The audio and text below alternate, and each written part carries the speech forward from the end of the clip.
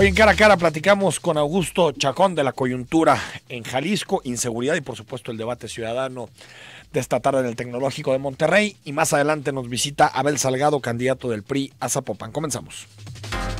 A partir de este momento, estamos cara a cara con la política y sus protagonistas. Cara a cara con los temas sociales y económicos. Cara a cara con la agenda de Jalisco. En esta mesa caben todas las ideas.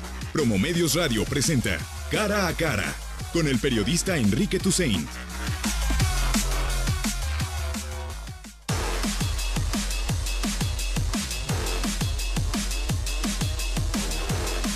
Nueve de la mañana con 5 minutos, 23 de mayo de 2018, cumplimos 2 años al frente de este espacio radiofónico, Cara a Cara. Muchas gracias a todos ustedes por su participación de todos los días, por sus recomendaciones, por sus críticas a un servidor, también por estar siguiendo con nosotros la coyuntura de todos los días, precisamente aquí en Zona 3 Noticias, a los colaboradores que han estado todos los días con nosotros, a Jorge Rocha, a Eduardo González, a Augusto Chacón, a Ricardo Salazar, a Omar García.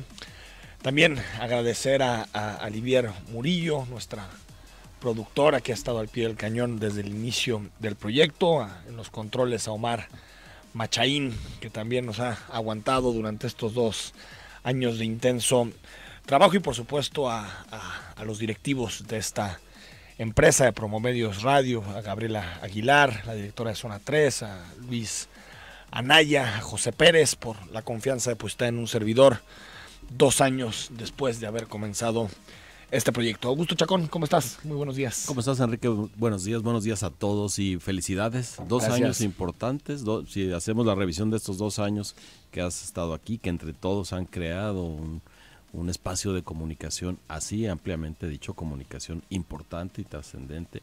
En 2016 el país era otro, la ciudad era otra, es increíble, y creo que el cambio tiene sobre todo que ver con degradación. Sí, no necesariamente todo ha ido como quisiéramos, es más, creo que muchísimas esperanzas quedaron truncas y ahora lo medimos a partir del hartazgo, del enojo, del cansancio que produce este proceso electoral. Sí, y hay que confiar que esta ciudad, este estado, este país pueden ser mejores, y yo creo que es lo que nos levanta todos los días, ¿no? Pueden ser mucho mejores. Esfuerzos como el de ustedes, esfuerzos como el de la gente que nos está escuchando son los que hacen la diferencia. No hay que voltear a ver solo los gobiernos, hay que exigirles, hay que ser críticos, pero sobre todo hay que hacer lo que nos toca, pero hay que hacerlo en comunidad. Los esfuerzos individuales del que se quiere llevar el balón solo de la portería, de su portería a la otra portería, ¿no? Ahí se queda, el córner solo. Más. Hay que trabajar en comunidad, hay que sentir que los problemas de los demás nos atañen, y eso va a cambiar mucho más las cosas que nos gobierne X, Y o Z. Coincido totalmente.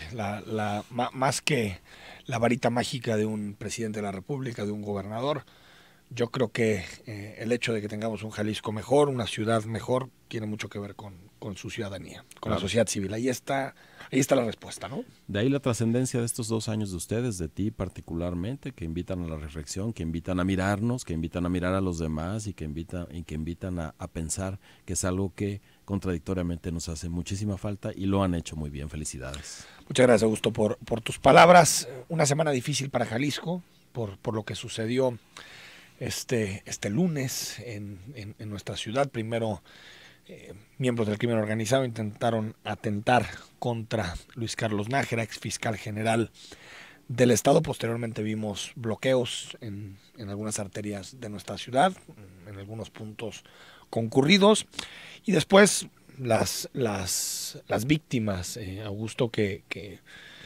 siempre son, algunos le llaman, me parece que de forma desatinada, daños colaterales. Son más bien los daños de un modelo de seguridad que no ha dado resultados. Primero, el deceso de Javier Sánchez, que fue impactado por una bala cuando iba cruzando un paso, y que todavía no entendemos por qué nos enteramos 24 horas después, si al parecer fue la primera víctima. Por los tiempos nos enteramos precisamente 24 horas después, y el caso que ha sacudido a nuestra ciudad, que es el caso de Tadeo, bebé de 8 meses, que murió también en el incendio de uno de los camiones para bloquear las vías en nuestra ciudad. Pues dramático inicio de semana, ¿no, Augusto? Desde el lunes. Dramático inicio de semana, dramática continuación de lo que hemos venido viendo los últimos años.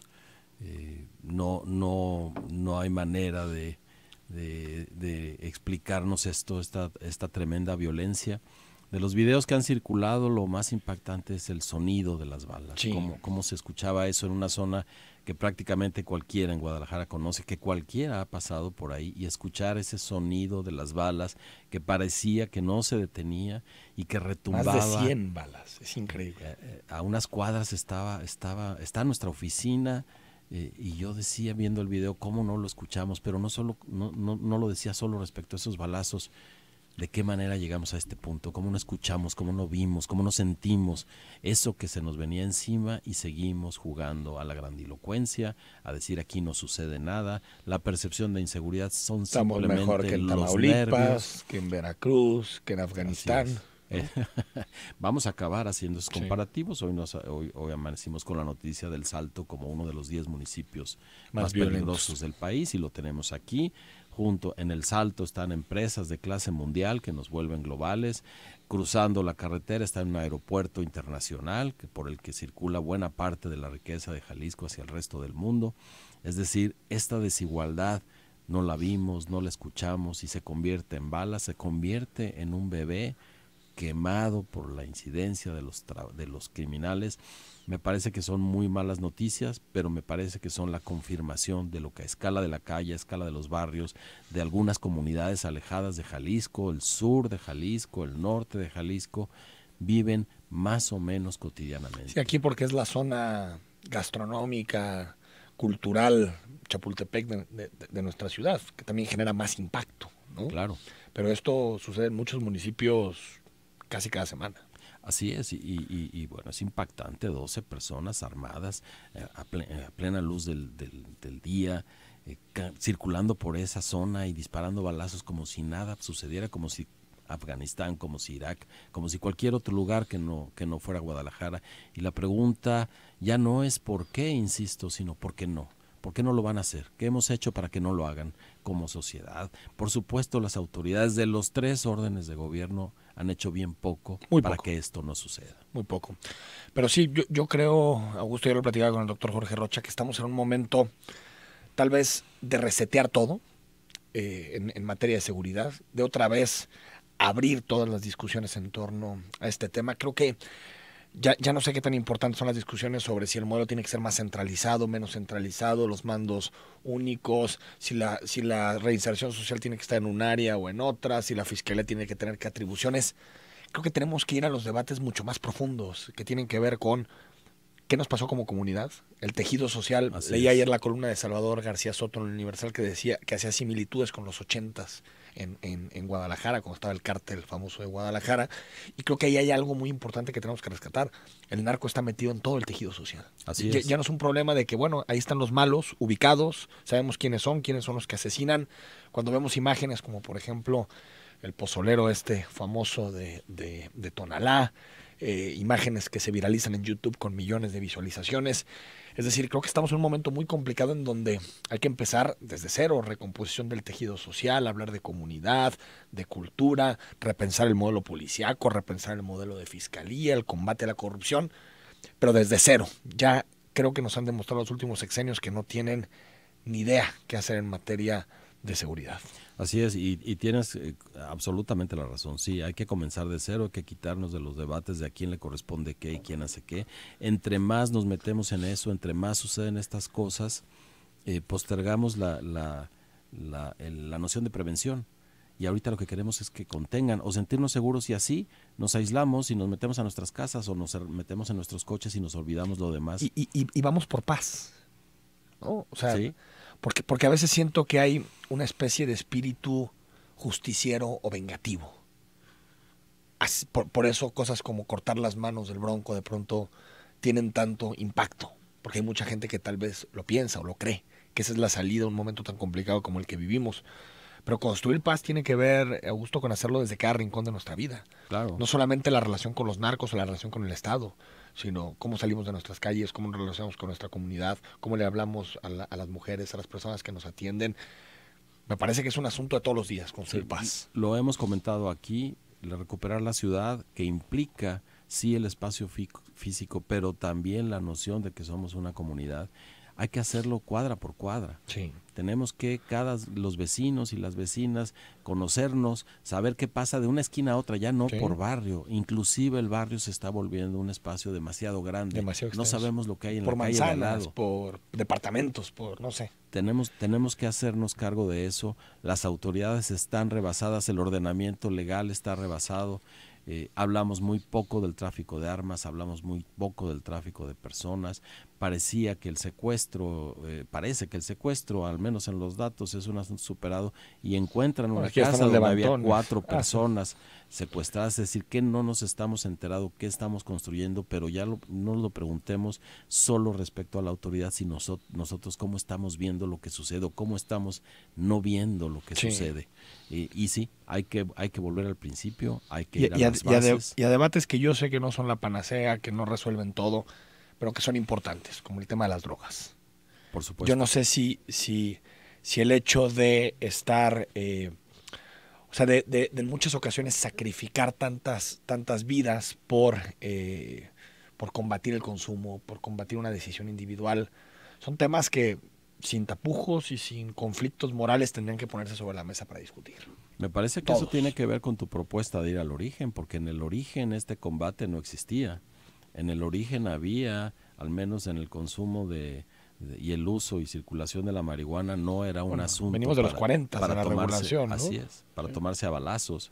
Y ahora lo tomamos a balazos, mientras los vecinos, seguramente en noviembre ya prácticamente todos los estados en Estados Unidos tendrán un tipo de legalización del consumo de la marihuana, que no es por la marihuana, y me parece que confunden el debate, es cómo nos paramos ante este fenómeno, y la marihuana es una buena puerta de entrada para poner una postura hacia las drogas nunca van a ser recomendables a nada, pero el debate es drogas y narco.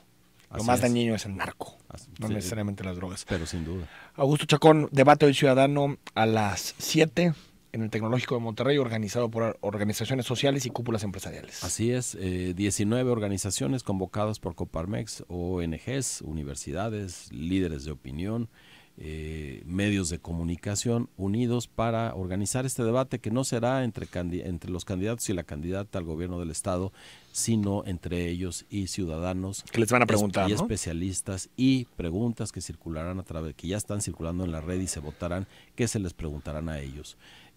Yo sostengo que el simple cúmulo de preguntas, todas las que se acumulen, así sean solo 70, nos dan ya son una respuesta en ese preguntar de los ciudadanos. ¿Dónde están las preocupaciones, no? Así es, de eso se deben hacer cargo, de esa agenda que quedará translúcida a partir de este ejercicio, que me parece muy interesante. Y Jalisco, Guadalajara, vuelve a dar ejemplo de que su sector social está vigente, que está dispuesto a trabajar unido, que las divisiones hacia lo sustantivo no son tales. Cuando hablamos de universidades, de organismos de la sociedad civil, de cúpulas empresariales, podrá haber diferencias ideológicas, podrá haber algunos modos diferentes, pero en lo sustantivo, y esa es la magnífica noticia para que quien quiera gobernar este estado, estamos unidos y vemos un camino muy similar y fines concretos y específicos que nos unen. 19 horas transmisión a través de Zona 3 Noticias, el debate ciudadano en el Tecnológico de Monterrey. Gracias, Augusto. Al contrario, Enrique, buenos días, gracias a ti. Felicidades otra vez. Gracias. Vamos al corte, 33 18 80 76 41, el WhatsApp en cabina.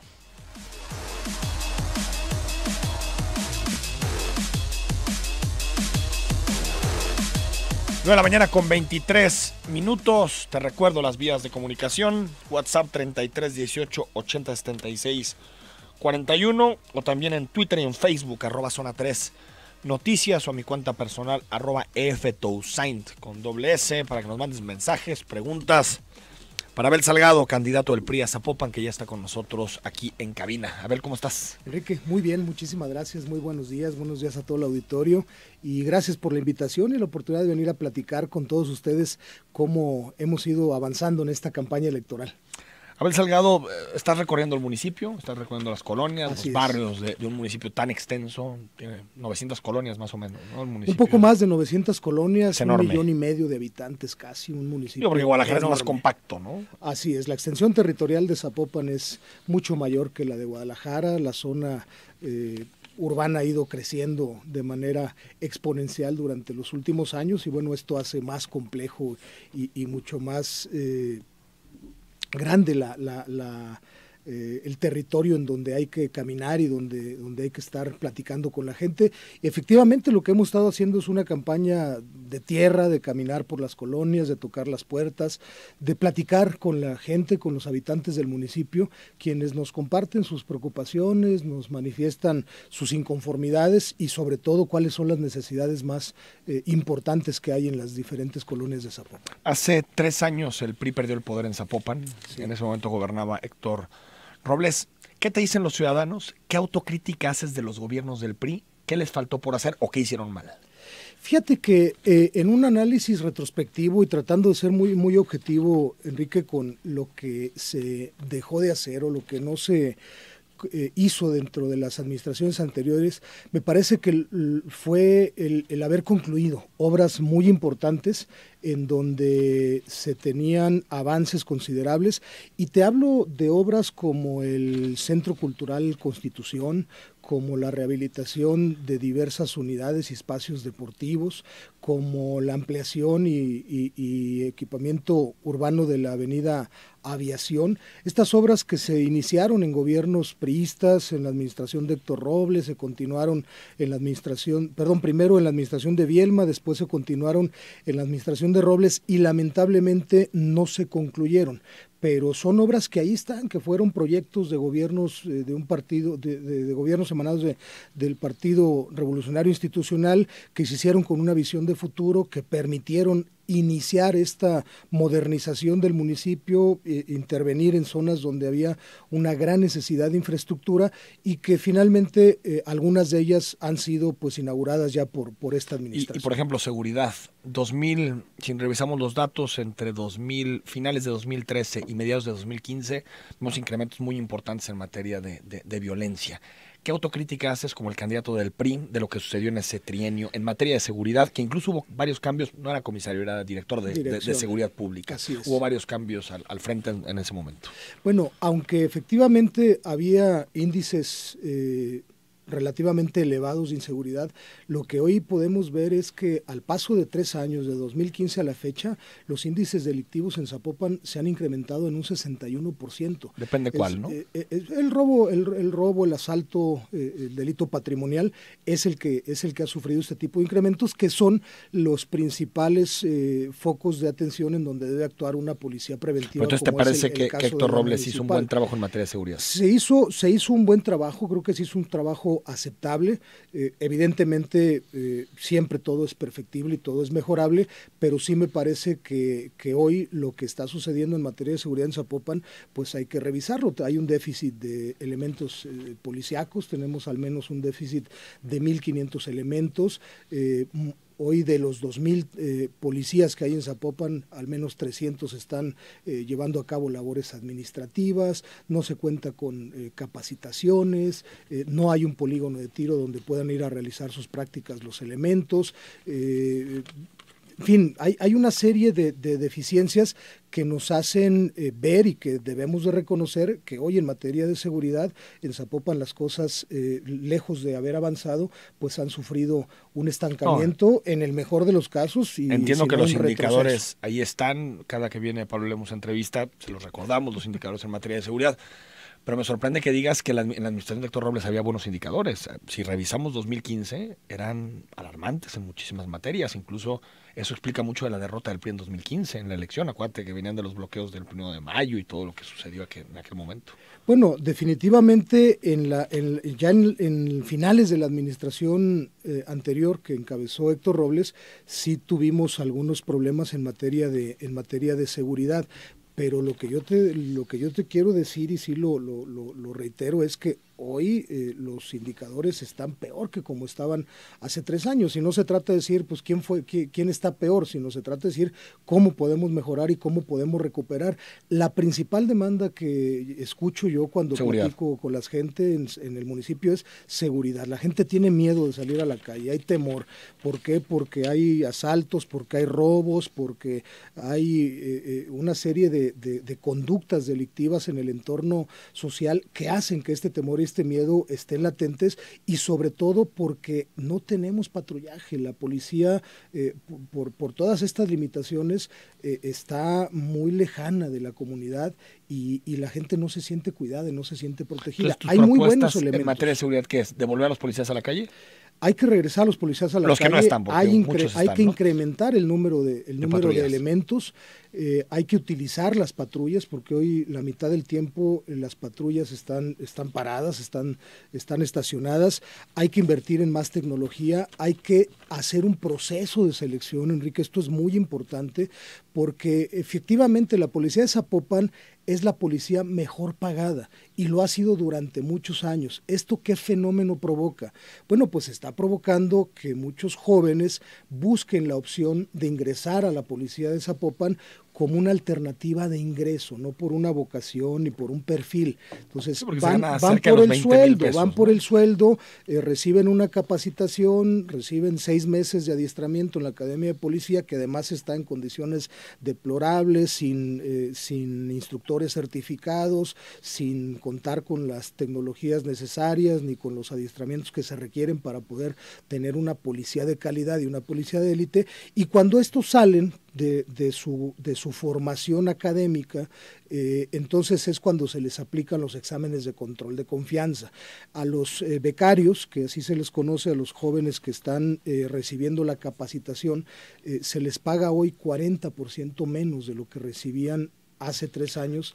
Pero no entiendo tu argumento, que está mal que les paguen bien a los policías de Zapopan. No, está bien que les paguen bien. Lo que tenemos que hacer es un proceso de selección de perfiles que efectivamente tengan vocación y tengan pero al principio también se vale que un joven se acerque porque cree que puede resolver problemas en su vida económica. Por supuesto, pero lo que tenemos que hacer es buscar que los perfiles que van a incorporarse a la corporación sean perfiles que tengan las capacidades, las cualidades, el perfil, la vocación para poder ser policía, porque hoy lo que ha resultado en muchos de estos casos es que ya cuando el joven egresa de la academia, cuando se le practicaron los exámenes de control de confianza, que muchos de ellos no los pasan y ya recibieron un adiestramiento, ya recibieron información y ya estuvieron conociendo. ¿Es que el filtro sea inicial? Inicial, como cuando uno va a la universidad, que después se capacita. Tu examen de conocimientos, tu perfil socioeconómico, psicopedagógico. Te escucho, candidato, más patrullas, más policías, mejor capacitación, algunos filtros, pues las ideas de cada 3 años, ¿no? En materia de seguridad, ¿alguna idea innovadora para combatir el problema de seguridad? Mira, hoy, además de mejorar las condiciones de la policía, de mejorar sus condiciones laborales, de tener una mayor cantidad de policía mejor capacitada, con más tecnología, necesitamos también un programa de prevención del delito que sea muy eficaz. La prevención del delito se tiene que llevar a cabo de la mano con la sociedad.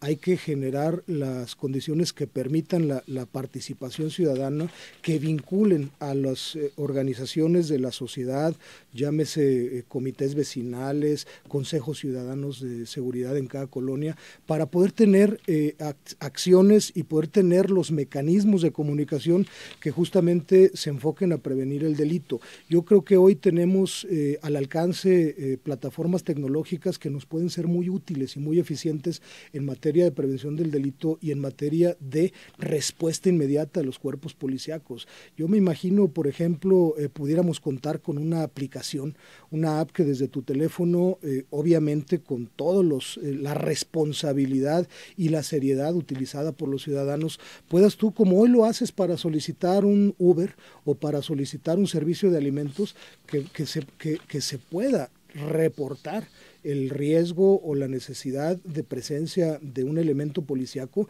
y que desde tu propio teléfono celular estés tú ya con la información de qué patrulla es la que se está asignando, dónde está ubicada, cuánto es el tiempo estimado de llegada al lugar que se requiere y quiénes son los elementos de seguridad, porque todo esto nos va a permitir monitorear de manera muy eficiente. Y servicios también, si ves una luminaria que está servicios, fundida. Emergencias médicas. Déjame al corte, Abel Salgado, seguimos platicando con el candidato del PRI a Zapopan.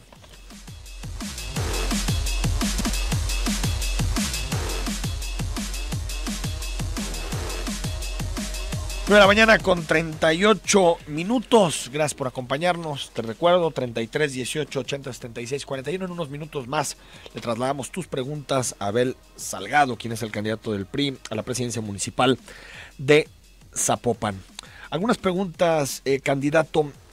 ¿Crees que hay mucha corrupción en el gobierno municipal de Zapopan? Y no solo esta administración, de las que han venido anteriormente, relacionada con moches en obra pública, con mordidas para obtener permisos. ¿Crees que hay mucha corrupción en Zapopan? Sí, sin duda este es un fenómeno que se presenta en la gran mayoría de los gobiernos. Zapopan evidentemente que no es la excepción, y hay que trabajar de manera muy firme para combatirla, para poder hacer procesos más transparentes. Creo que uno de los mecanismos para poder combatir la corrupción es justamente agilizar los procesos, tener ventanillas únicas, tener trámites digitales que permitan pues que el ciudadano de manera directa esté en condiciones de llevar a cabo sus trámites sin que estos sean entretenidos, atorados o postergados por los propios funcionarios. Evidentemente que lo que platicábamos hace un rato en el tema de la propia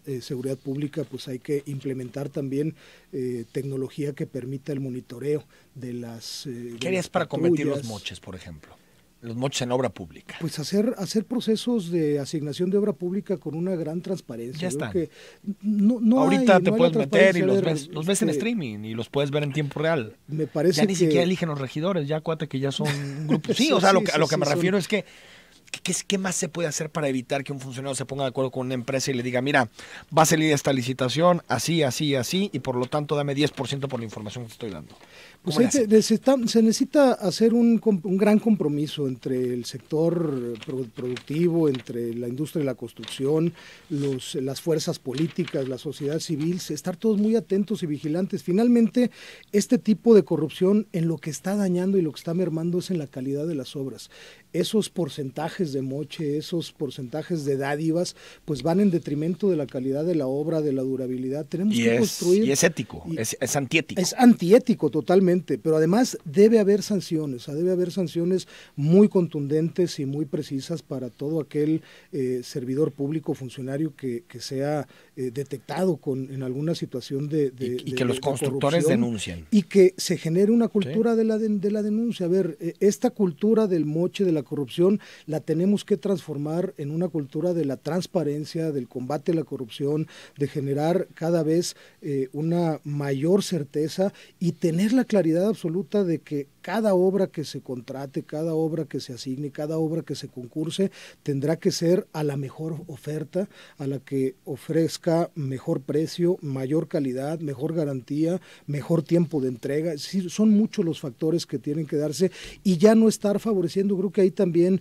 las propias cámaras de la construcción, los colegios de arquitectos, ingenieros, deben jugar un papel muy importante y romper con estos grupos o cotos de poder que finalmente pues también a partir de esta corrupción se ven beneficiados. Zapopan es el municipio más desigual del estado y es el cuarto más desigual del país, es decir, la diferencia entre los que tienen mucho y los que tienen poco es amplísima y lo podemos ver en el municipio. Con movernos, ya no tienes que irte 20, 25 minutos, con moverte 5, 10 minutos ya ves esas diferencias. Mira, ayer estaba yo dijiste, perdón Abel, nada más para concluir, dijiste, propongo un modelo de igualdad social, que Zapopan sea un modelo de igualdad social. Primero, ¿se puede hacer algo en esos 3 años y qué medidas concretas? Se puede hacer muchísimo. Mira, ayer estaba yo en San Juan de Ocotán platicando con un grupo de vecinos quienes me compartían pues las carencias y las necesidades que hay en la comunidad, en este poblado, que además es un poblado emblemático con una gran cultura y tradición en el municipio de Zapopan,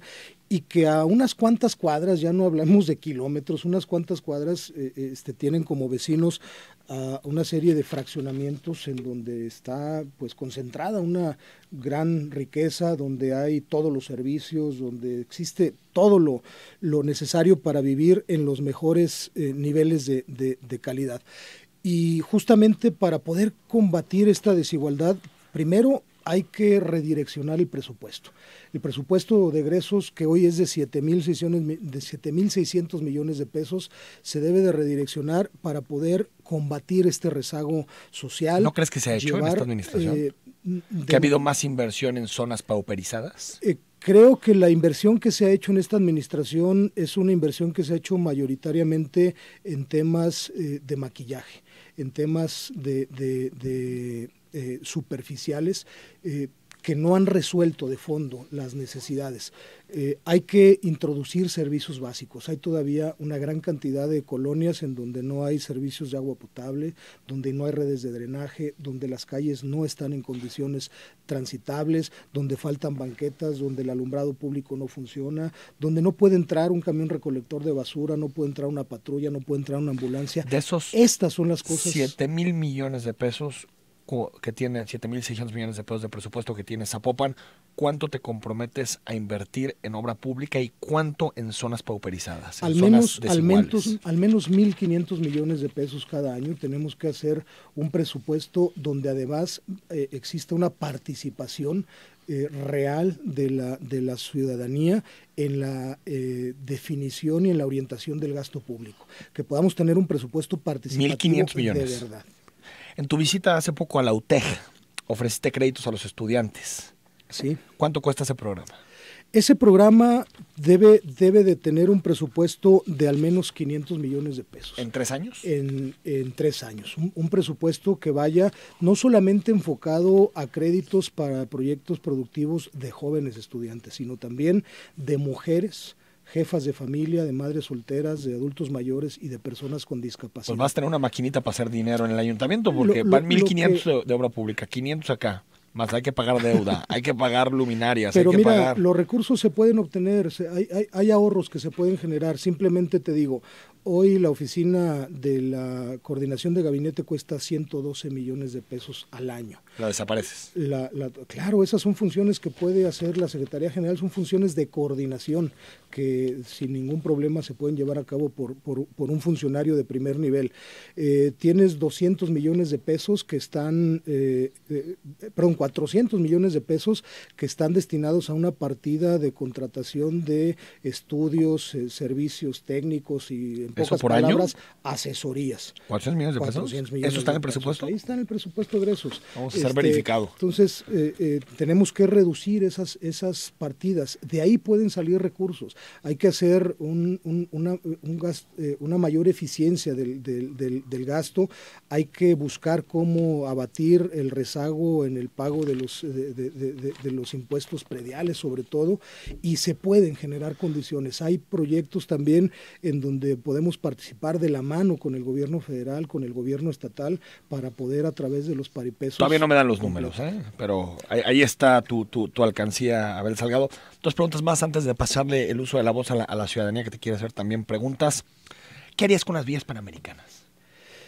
Mira, las vías panamericanas sin duda alguna son una inversión en donde están de por medio una gran cantidad de recursos de los trabajadores al servicio del Estado de Jalisco. ¿Pero qué harías con ellas? Lo que haría es impulsar un proyecto institucional para que se pueda implementar o se pueda llevar a cabo en ese espacio la creación de alguna oficina que pudiera atender políticas muy enfocadas en el tema de seguridad, en el tema de salud o en el tema de desarrollo oficinas de tecnológico, no necesariamente oficinas de gobierno, pudiera ser algún organismo público descentralizado, pero finalmente este es un edificio, es una inversión, es una infraestructura con la que ya se cuenta. Hay que cuidar mucho que no afecte el entorno ecológico. Trataría primero que nada de conseguir la opinión técnica de expertos internacionales ajenos. Pero tu decisión sería una oficina que asesore políticas públicas del gobierno de Zapopan.